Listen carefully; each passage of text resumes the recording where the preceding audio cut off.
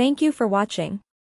If you enjoy our content and want to show support, please subscribe, share, and follow. It goes a long way and helps the channel grow and be heard. Thank you. Hello, this is Trinity, and this is Esoteric-Truth Radio. I've been doing a lot of shows, so my throat is kind of bad. Anyway, I wanted to cover just a little bit, actually, of Sasha Riley, because everybody and the great-grandfather is already covering it, and it's getting muddled with trolls and bots and, just the regular stuff. Here's where I kind of thought it was weird. One, when I was doing research about Sasha Riley, there was a particular name that kept coming up, and it was Rebecca Clark, associated with his name. And the stuff I looked into was it could be an alias, but I can't figure out why that name keeps coming up with him. So I'm going to keep looking into it. But for now, if you want to do research on it, let me know. And if you find anything, let me know. Rebecca Clark, and that's Clarke. Okay, I'm done with that. Even though we have so-called Democrats and so-called Republicans trying to get this information out, which it was already passed in the law, in which they are weeks and weeks late, there's something that Ro Khanna had said in an MSN interview, stating that they're going to keep trying to get as many files, as many files as they possibly can. But the part that worried me was that he said there's a possibility that we will not see the full files until Trump is out of office. That's 3 years from now. What he pretty much said out loud, that he probably didn't catch it, was that they already have this thing set up. The Democrats are just as liable and just as much in those files as the Republicans. This is a fact. Here's why.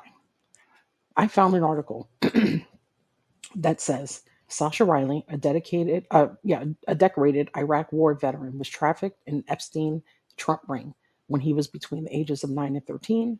He's named names, and these accounts have been given to the Democratic Oversight Committee just before the government shutdown. So we had the government shutdown for 45 days, and it started in October. That means they've been sitting on it.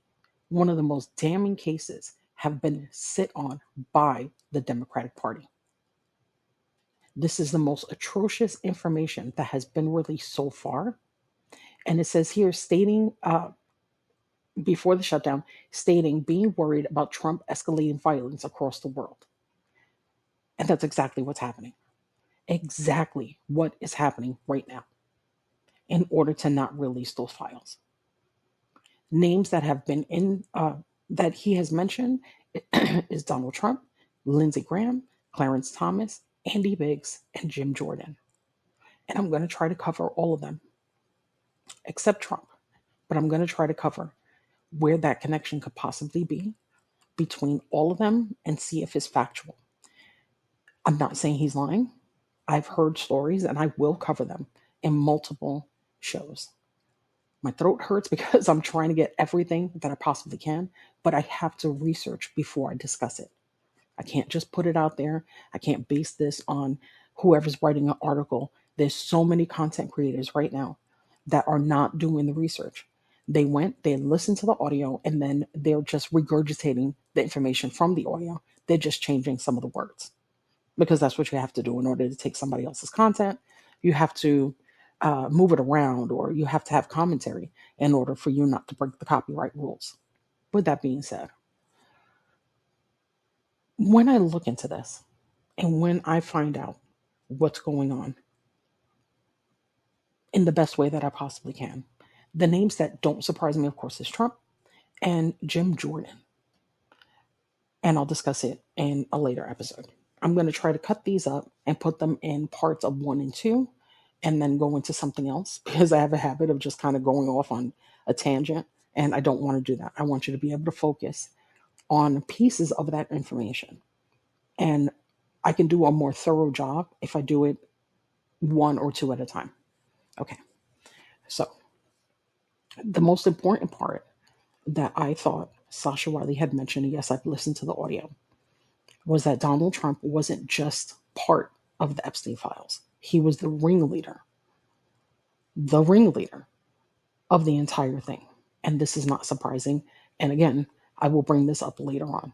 The dates don't match.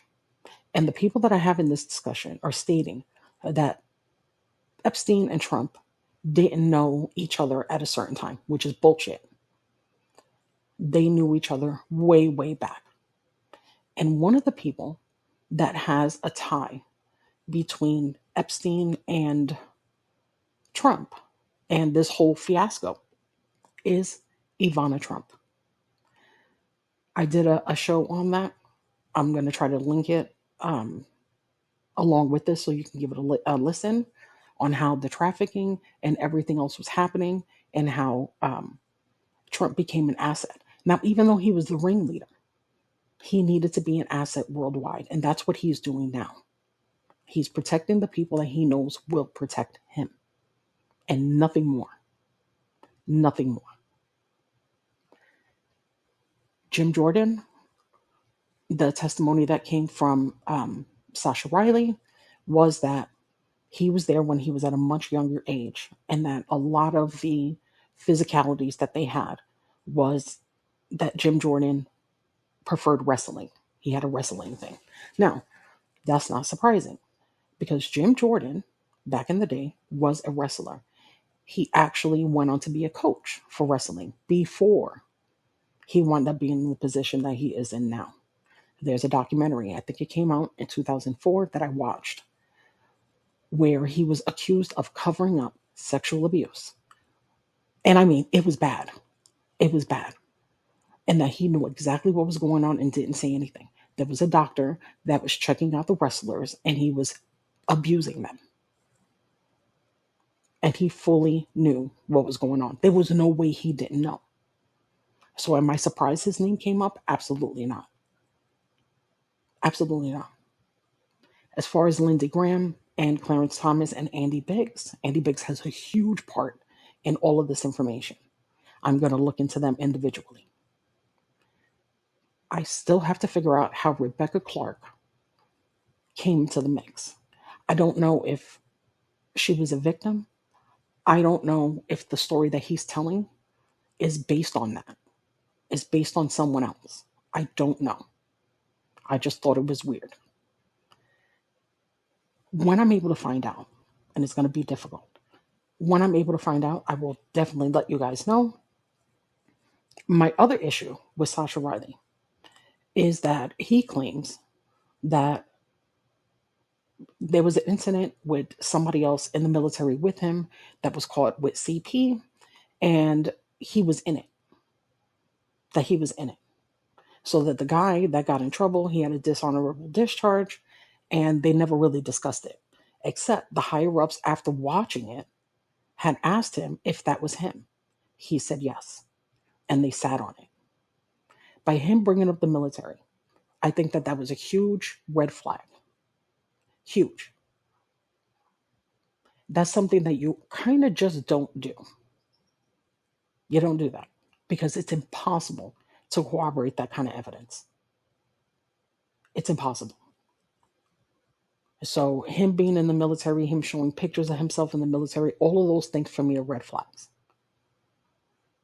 If there's anybody who can cover this up in the best way, it's going to be the military. You cannot do that. For me, that was literally walking into a locked door you can never get the key to. That can't be corroborated. As far as his adoptive father and his adopted mother, he makes claims that the mother was worse than the father and had a huge part in the abuse as well. That's not surprising, but it can't be corroborated. Many people have thought that they found out who he is, where he lives, that he got a Facebook. None of that is a fact. Nobody's that stupid. So I want to go outside of the realm of where I see tons of red flags and not go in that direction. Only go in the direction of information that I can say, we know that that is absolutely true. What I thought was important is that the Democratic committee has been sitting on this and nobody's discussing it. They sat on it before the Epstein law went into place. They knew who he was, they knew his testimony, they know what he said, and nobody did anything. That should have been the first piece of information that was released. That should have been the first. Now, here's the thing. Sasha Riley is not the only male that has come out and said that they were abused. There was 3 other ones. Give me a second. One is Charles Koppelman, and he's a businessman who has discussed his experience and observations regarding Epstein's dealings. Then we have Michael S. Brown. He has also claimed to be a victim of abuse. Then we have Sasha Riley. We already know his thing. And then Richard G. Young. He was another one who said he was abused and exploited within the context of Epstein's operations. I couldn't find any of their testimony, which I thought was weird. I'm going to keep looking, but I thought that was weird, considering they came out and every bit of information about them is that they did come out, and now most of them are advocates for male abuse victims. I said in one of my shows that the biggest part of this entire thing is that nobody's going to talk about the boys.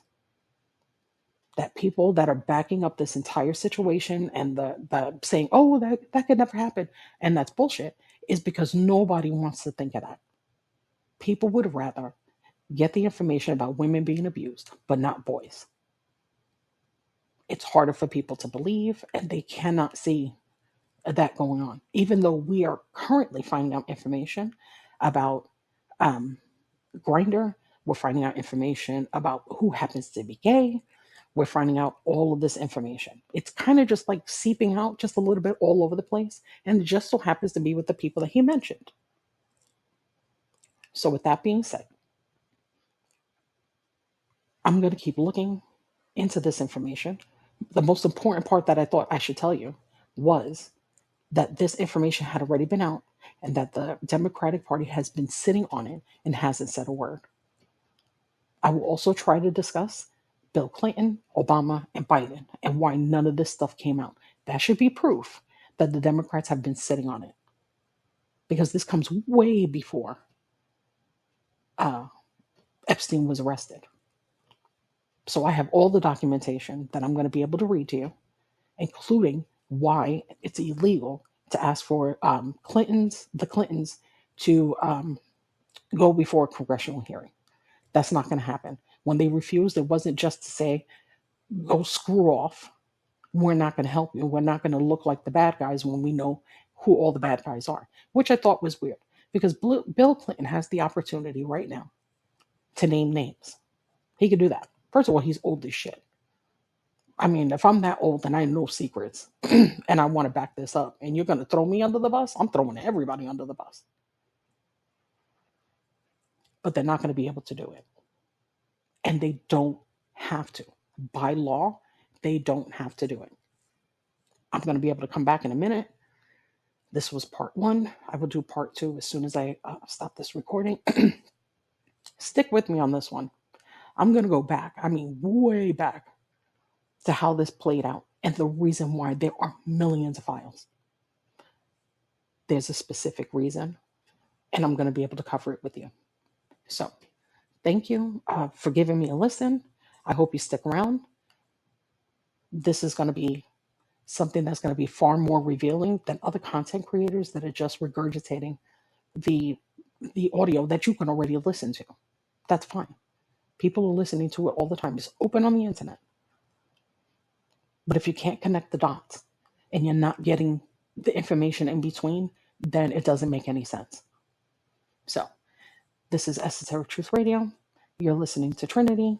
And if you want to support my work, please like, share, and follow. I'm on Rumble under Trinity Love Spiracy, and I have a Facebook page on the Esoteric-Truth Radio. You're more than welcome. Like I said, this is going to be very long, but it's going to be very thorough. You're going to get the information that you want to hear, and I'm going to do my best to give it to you. All right, thank you, and I'll talk to you later.